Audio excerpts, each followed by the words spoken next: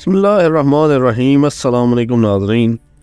ایک کروڑپتی شخص کو پھانسی کی سزا سنا دی گئی۔ سزا سنانے کے بعد اس نے عدالت کے قاضی کو خریدنے کی کوشش کی مگر ناکام رہا۔ صلح کرنے کی خاطر اس نے مقتول کے وارثوں کو بہت بڑی رقم کی آفر کی لیکن انہوں نے صلح نہ کی۔ آخر اس نے جیل کے بڑے جیلر سے کہا کہ اگر تم مجھے کسی بھی طرح اس پھانسی سے بچا لو تو میں تمہاری زندگی بدل دوں گا۔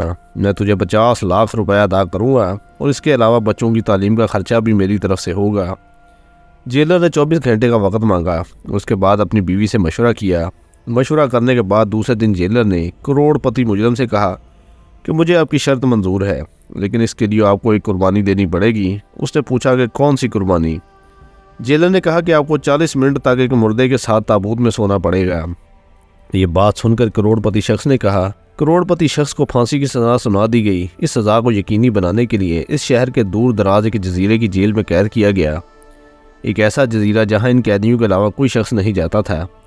قیدی بھی وہاں لائے جاتے تھے جن کو موت کی سزا سنا دی جاتی تھی۔ اس دور دراز جزیرے میں لانے کا مقصد صرف یہی تھا کہ قیدی اپنی دولت یا اثر و رسوخ کا استعمال نہ کر سکے۔ مگر کروڑپتی نے اس جزیرے میں اپنی قسمت آزمانے کا فیصلہ کیا اور اپنی دولت کا سہارا لیتے ہوئے اپنے آپ کو اس سزا سے بچانے کی کوشش کی۔ اس نے ایک جیل کے سپاہی کو رشوت دینے کا فیصلہ کیا تاکہ وہ کسی نہ کسی طرح اور کسی قیمت پر اس جزیرے سے فرار کرا سکے۔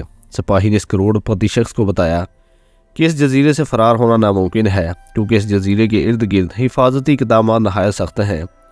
جزیرے سے ایک ہی صورت میں انسان فرار اختیار کر سکتا ہے یا نکل سکتا ہے، وہ ہے موت۔ موت کا نام سنتے ہی کروڑپتی شخص نے کہا کہ کیسی باتیں کر رہے ہو؟ اس موت سے بچنے کے لیے تو میں تجھے اتنا سارا پیسہ دے رہا ہوں اور تم ہو کہ کہہ رہے ہو کہ فرار کا راستہ موت ہی ہے۔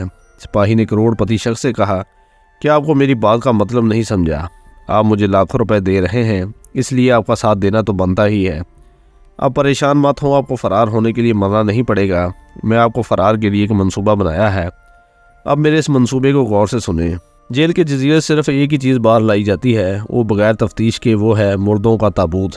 جب بھی کسی پھانسی دی جاتی ہے یا اس کی طبعی موت ہو جاتی ہے تو اس کی لاش کو مردہ خانے سے تابوت میں لا کر بحری جہاز میں منتقل کیا جاتا ہے، جہاں پر چند محافظوں کی نگرانی میں چند سادہ سی رسومات ادا کرنے کے بعد اس تابوت کو قبرستان میں دفنانے کے لیے بھیج دیا جاتا ہے۔ وہ محافظ ان تابوتوں کو بحری جہاز سے خشکی پر منتقل کرنے اور پھر دفنانے کے بعد واپس لوٹ آتے ہیں۔ اس کارروائی پر روزانہ صبح 10 بجے صورت میں عمل درآمد کیا جاتا ہے کہ وہاں مردہ خانے میں مردہ اور تابوت موجود ہیں۔ آپ کے فرار کا واحد یہی حل ہے۔ اختتامی لمحات سے پہلے آپ کسی طرح ایک تابوت میں کسی مردے کے ساتھ لیٹ جائیں۔ فرار کا یہی واحد راستہ ہے۔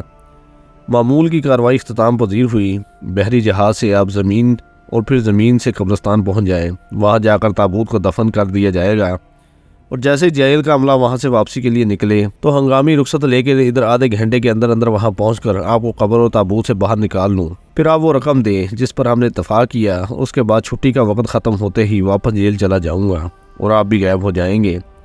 آپ کی گمشدگی ایک معمہ بن جائے گی جس کا کسی کو پتہ نہیں چل سکے گا۔ اس معاملے میں ہم دونوں کے علاوہ کوئی نہیں جانتا۔ ہمیں کسی کا فرق نہیں پڑے گا۔ اس بارے میں آپ کا کیا خیال ہے؟ کیا آپ اس منصوبے پر عمل کروانا چاہتے ہیں؟ کروڑپتی شخص نے کہا کہ یہ ایک جنونی قسم کا منصوبہ ہے لیکن سولی پر لٹکنے سے 1000 درجہ بہتر ہے۔ میں اس منصوبے پر عمل اور اس منصوبے کا حصہ بنوں کیونکہ میرے پاس دوسرا راستہ بھی نہیں۔ پھر دونوں نے اس طریقہ کار پر اتفاق کیا، اس سوچ کے ساتھ کہ وہ دونوں اپنے منصوبوں میں کامیاب ہو جائیں۔ سپاہی کے منصوبے کے مطابق اس قیدی نے اس بات پر اتفاق کیا کہ وہ مردہ خانے سے چپکے میں جائے گا۔ اگر وہ خوش قسمت رہا اور وہاں کسی کی موت واقع ہو گئی تو وہ اپنے آپ کو بائیں طرف سے پہلے والے نمبر والے تابوت میں بند کر لے گا جس میں پہلے سے ہی ایک لاش موجود ہوگی۔ اگلے دن حسب منصوبہ سپاہی کے بتائے ہوئے راستے پر چلتے ہوئے وہ کروڑپتی شخص مردہ خانے کے اندر گھسنے میں کامیاب ہو گیا۔ وہاں مردہ خانے کے فرش پر وہ تابوت رکھے ہوئے تھے۔ پہلے تو وہ کسی مردے کے ساتھ تابوت میں لیٹنے کے خیال سے ہی گھبرانے لگا کہ یہ ایک ایسا تجربہ تھا جو وہ زندگی میں پہلی بار کر رہا تھا۔ یقیناً یہ ایک مشکل کام تھا لیکن ایک بار پھر زندہ رہنے کی امید اسے اس عارضی خوف پر غالب آ گئی۔ اس نے اپنی آنکھیں بند کرتے ہوئے احتیاط کے ساتھ تابوت کو کھولا تاکہ مردے کو دیکھ کر وہ خوف زدہ نہ ہو۔ پھر اس نے جلدی سے اپنے آپ کو مردے کے اوپر گرا دیا اور اس وقت تک بے چینی اور پکڑے جانے کے خوف کے ساتھ انتظار کرتا رہا جب تک کہ اس نے محافظوں کی آواز نہ سن لی۔ وہ تابوت کو جہاز کے عرصے میں لے جانے کے لیے آپس میں گفتگو کر رہے تھے۔ مردہ خانہ سے لے کر جہاز تک اسے قدم بہ قدم جگہ کی تبدیلی کا احساس ہو رہا تھا۔ جہاز کا لنگر انداز ہونے سے لے کر پانی پر اس کی حرکت اس نے محسوس کی۔ سمندری پانی کی مہک جب تک اس کے نتھوں سے ٹکراتی رہی تب تک اس کو عدم تحفظ کا احساس برقرار رہا۔ جہاز ساحل پر پہنچ کر لنگر انداز ہوا۔ محافظوں نے کھینچ کر تابوت کو خشکی پر اتارا۔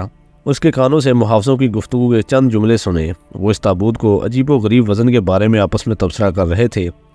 یہ تبصرہ اس کے لیے پریشانی کا باعث بن گیا، کیونکہ اسے شک ہو گیا تھا کہ شاید یہ تابوت کھول کر چیک نہ کر لیں۔ لیکن یہ خوف اس وقت ختم ہوا جب اس نے ایک محافظ کو لطیفہ سنتے ہوئے سنا کہ وہ کسی قیدی کے زیادہ وزن کا مذاق اڑا رہا تھا۔ مردہ خانے سے لے کر قبرستان تک شاید وہ پہلا لمحہ تھا جب اس کروڑ پتی شخص نے تھوڑی سی راحت محسوس کی۔ اس کی پریشانی تھوڑے وقت کے لیے ختم ہو چکی تھی۔ اب اسے محسوس ہو رہا تھا کہ تابوت کو گھڑے میں اتارا جا رہا ہے۔ چند لمحے بعد اس تابوت کے اوپر والی سطح پر مٹی بکھیرنے کی آواز سنائی دی۔ محافظوں کے بولنے کی آواز آہستہ آہستہ کم ہوتی جا رہی تھی۔ اب وہ اندھیری قبر میں عجیب و غریب صورتحال سے دوچار تھا۔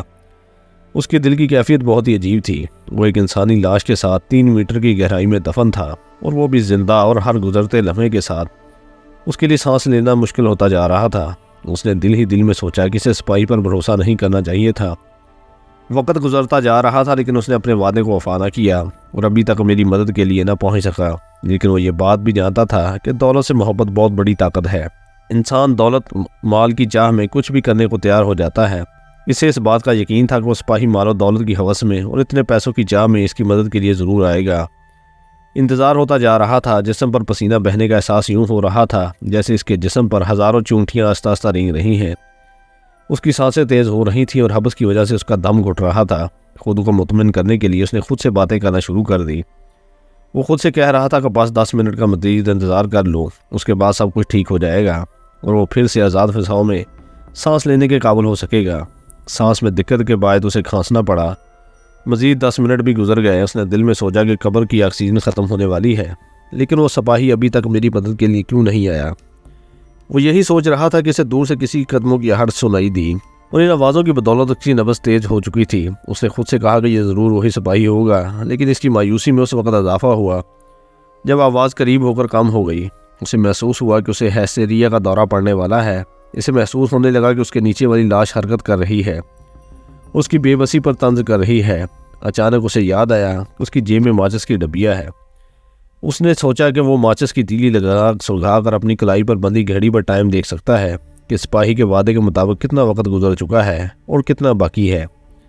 اسے اس بات کی امید تھی کہ سپاہی کے بتائے گئے وقت میں ابھی بھی کچھ ٹائم باقی ہے۔ جب اس نے ماچس کی تیلی سلگائی تو آکسیجن کی کمی کی بدولت تھوڑی سی مدھم سی روشنی آئی۔ شعلے کو گھڑی کے قریب لا کر اس نے دیکھا تو پتہ چلا کہ 45 منٹ سے زیادہ کا وقت گزر چکا ہے۔ وہ یہ دیکھ کر خوف زدہ ہو گیا۔ مدھم سی روشنی میں اسے محسوس ہوا کہ اس کا چہرہ مردے کے چہرے کے بالکل قریب ہے۔ اس نے خود سے ہی سوال کیا کہ مردے شخص کا چہرہ دیکھنا کیسے مزید خوف زدہ کر دے گا؟ کیا وہ اس مردے سے اس تنہائی میں ڈر جائے گا؟ تجسس اور خوف کے ساتھ اس نے اپنی گردن موڑی، شعلے کو لاش کے چہرے کے قریب لے گیا۔ دہشت کے مارے اس کی آنکھ پھٹی کی پھٹی رہ گئی اور اس کے رونگٹے کھڑے ہو گئے۔ اسے اپنی آنکھوں پر یقین نہیں آ رہا تھا کہ یہ تو اسی شخص کا چہرہ ہے جس نے پیسوں کی خاطر اسے زندگی کی امید دلائی تھی۔ یہ اسی سپاہی کی لاش تھی جس کی امید کی بدولت اس نے اپنے آپ کو زندہ تابوت میں دفن کیا۔ شعلوں کی مدھم ہوتے ہی اسے اپنی زندگی کی شمع بھی ختم ہوتی دکھائی دے رہی تھی۔ اسے اس بات کا یقین ہو رہا تھا کہ اس کی دولت، اس مکمال اس کے کسی کام نہ آ سکا۔ وہ اس بات کا قائل ہو چکا تھا کہ تقدیر کا مقابلہ نہیں کر سکتا۔ انسان کو جب مال و دولت اور سے جسمانی طاقت میسر ہوتی ہے تو وہ سمجھتا ہے کہ اس دنیا کا طاقتور شخص ہے، کوئی اس کا مقابلہ نہیں کر سکتا، نہ ہی اس کا کچھ بگاڑ سکتا ہے۔ اس کے پاس اتنی دولت ہے کہ کسی کو بھی خرید سکتا ہے۔ لیکن انسان کی زندگی میں ایسے لمحات ضرور آتے ہیں جب وہ بے بس ہو جاتا ہے۔ اسے اس بات کا یقین ہو جاتا ہے کہ اس کی دولت اس کے کام آنے والی نہیں، اس کی اولاد اور مال اس کے لیے اجنبی ہو چکے ہیں۔ اب ایک ہی چیز اس کے کام آئے گی، وہ ہے نیک اعمال، جس کی بدولت وہ عذاب الہی سے بچ سکتا ہے۔ خدا سے دعا ہے کہ ہمیں نیک کاموں کی توفیق دے اور ہمیں برائی سے بچائے، آمین۔